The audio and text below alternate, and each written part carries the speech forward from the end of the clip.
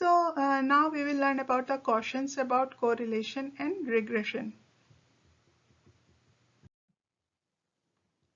So residuals. A regression line describes the overall pattern of a linear relationship between an explanatory variable and a response variable, and deviations from the overall patterns are also important. So the vertical distances between the points and the least square regression line are called residuals. Residuals are the difference between an observed value of the response variable and the value predicted by the regression line. So residuals formula is equal to observed y minus predicted y. So now after learning about the residuals, we will learn about the residual plot. So residual plot is nothing but the scatter plot of the regression residuals against the explanatory variable. Residual plots help us assess the fit of the regression line, and ideally there should be a random scatter around 0. And residual patterns suggest deviation from a linear relationship. So if this is the example we got for our data, and these are the y values, these are the x values, and if you want to get its residual values and want to make a residual plot, so we will take residual values on y-axis, whereas the explanatory variable on the x-axis. And ideally what should be there? There should be a random scatter around 0. So it should be random here. It shouldn't be of any specific shape. We will learn about it more on later slides.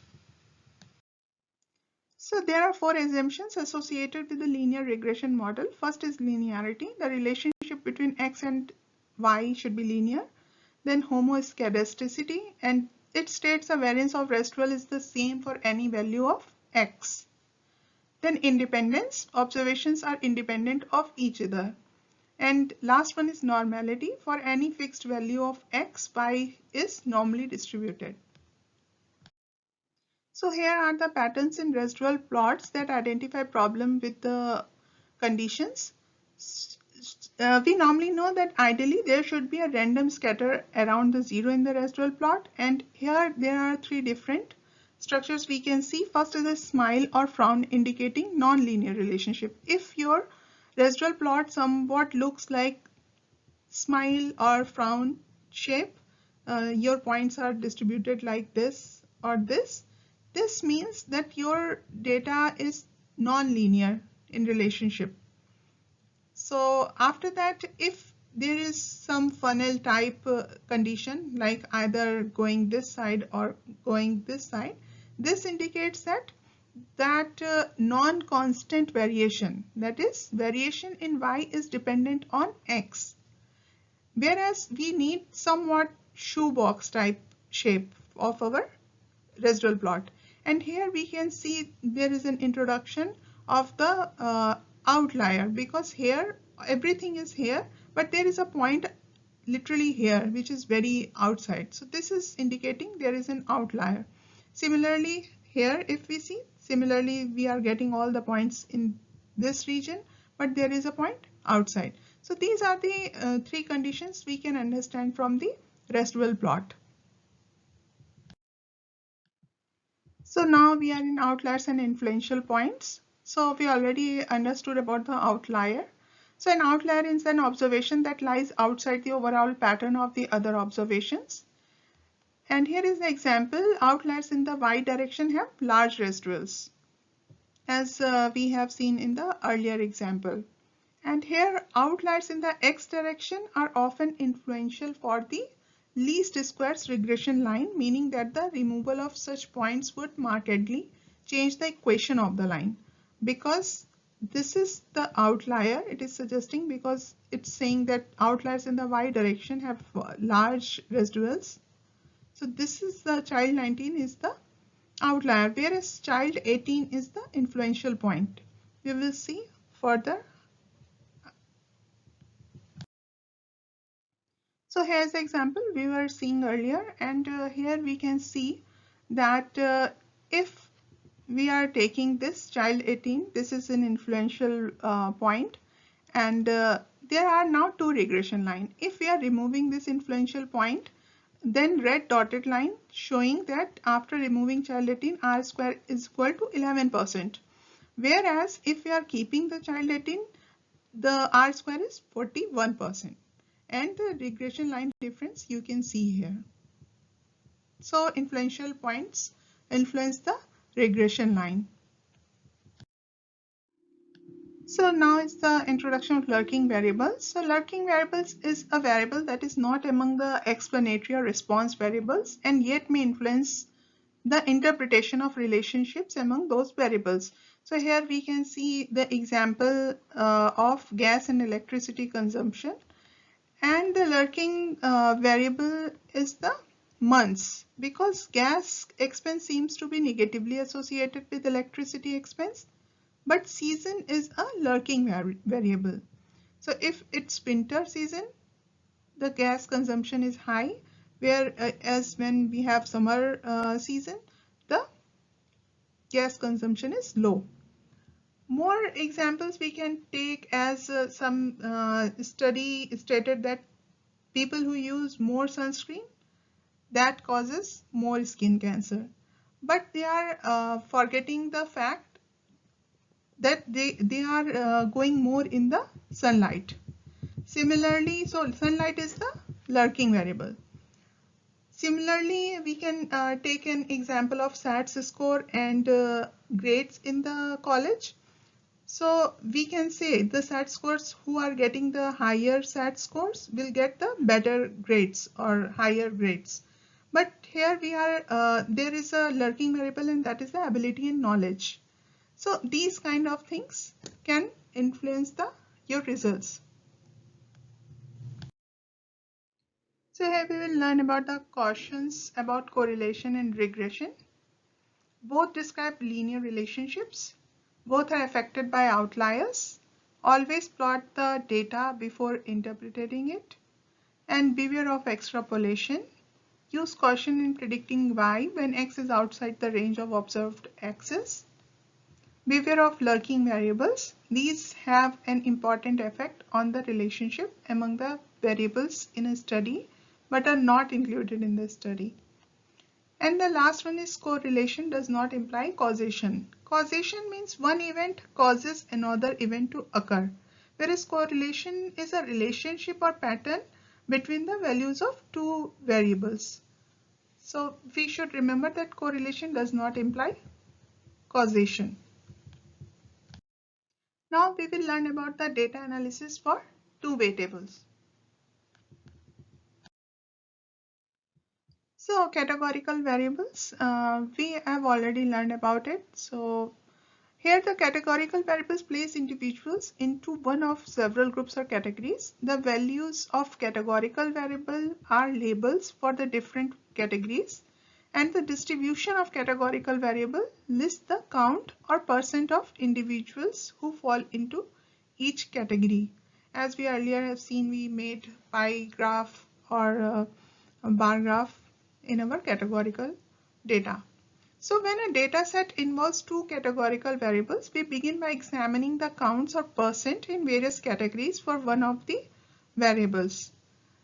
And a two-way table describes two categorical variables organizing counts according to a row variable and a column variable. Each combination of values for these two variables is called a cell. We understand about it. So here is an example of two-way table, and here we can see that young adults by gender and chance of getting rich by age 30. So these are the chances, and these are by gender, female, male. These are just total. So we can understand by this the row variables are the explanatory variable and the column variables are response variables. Whereas if we want to know how many young adults were surveyed, 4,826 total were surveyed. Now the marginal distribution of one of the categorical variables in a two-way table of counts is the distribution of the values of that variable among all individuals described by the table.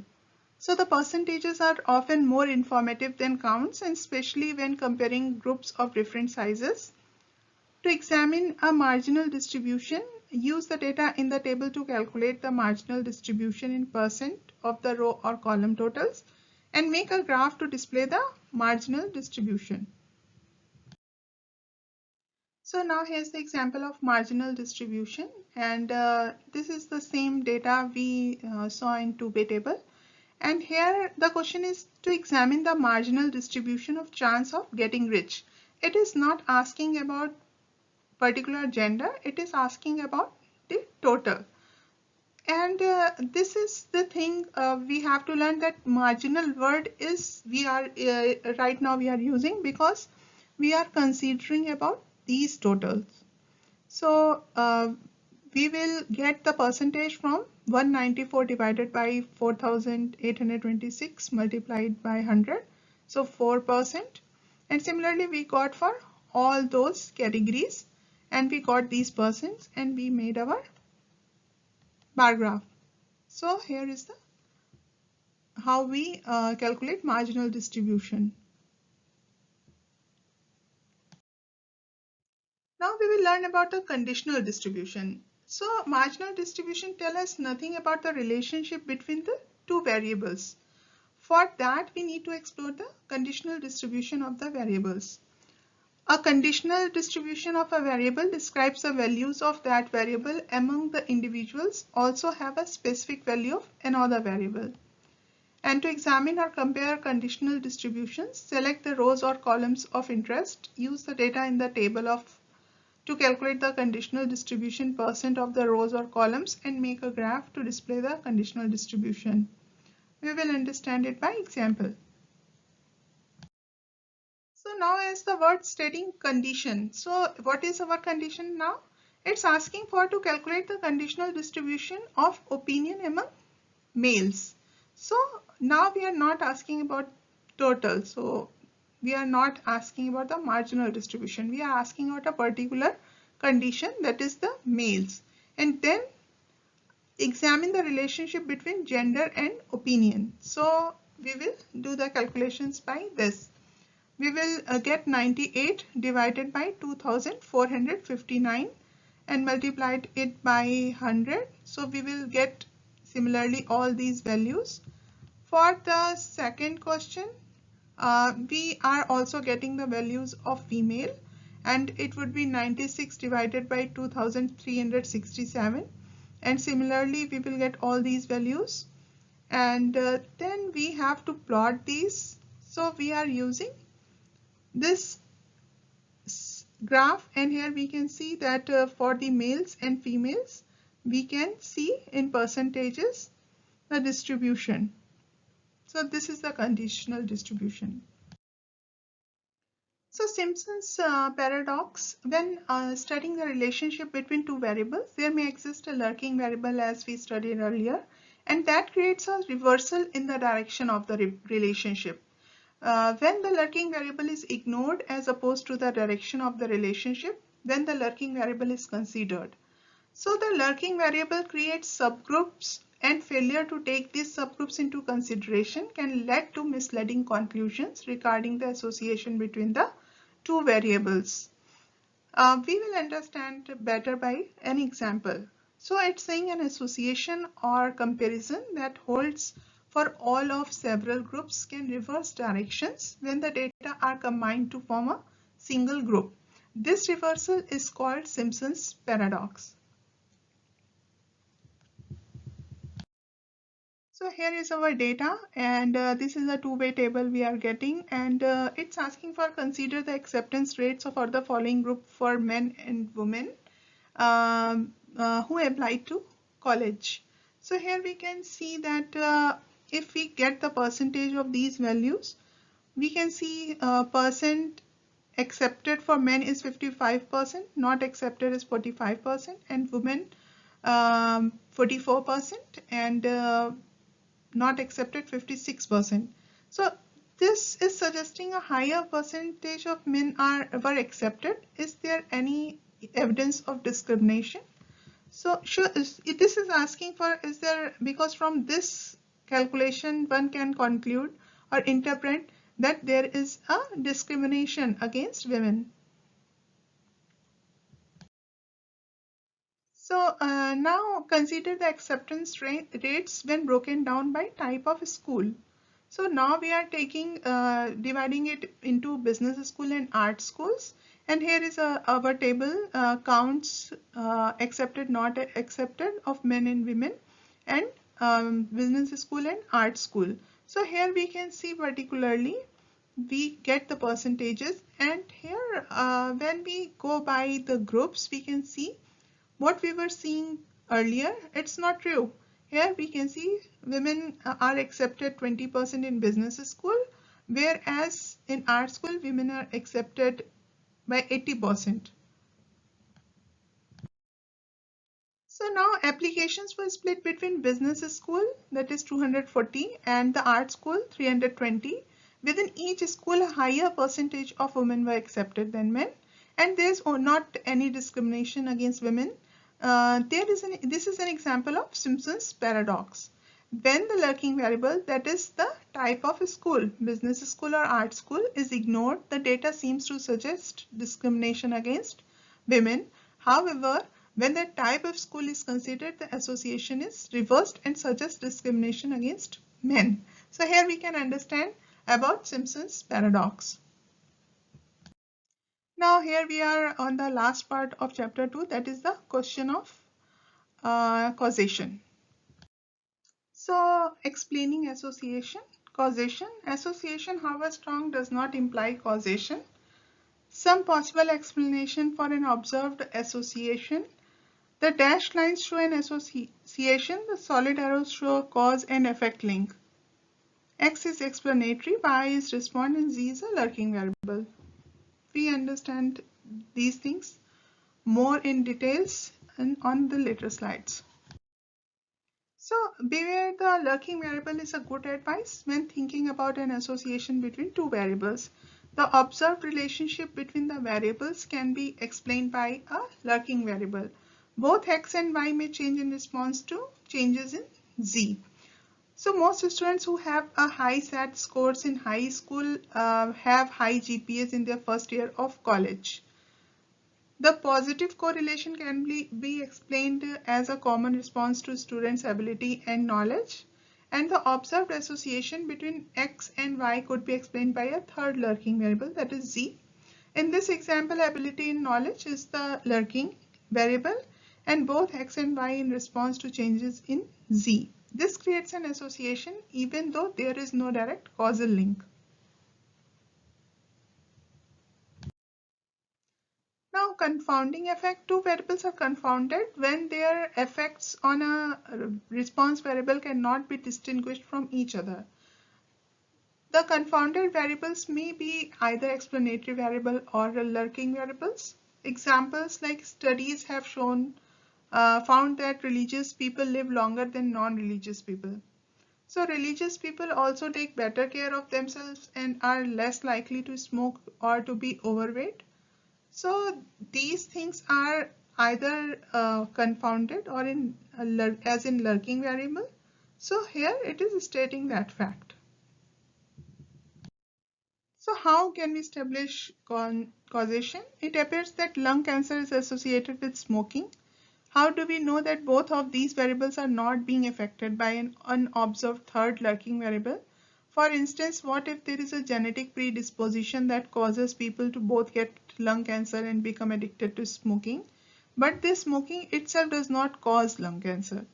So we can evaluate this association using the following criteria, that is, the association is strong, is the association consistent, higher doses are associated with stronger responses, alleged cause precedes the effect, and the alleged cause is plausible. So now we understand evidence of causation. First, a properly conducted experiment may establish causation. But if we cannot do an experiment, other considerations we can take, and that is the association is strong, the association is consistent, that the connection happens in repeated trials, the connections happen under varying conditions. And higher doses are associated with stronger responses. And alleged cause precedes the effect in time. And alleged cause is plausible, that is, there is a reasonable explanation.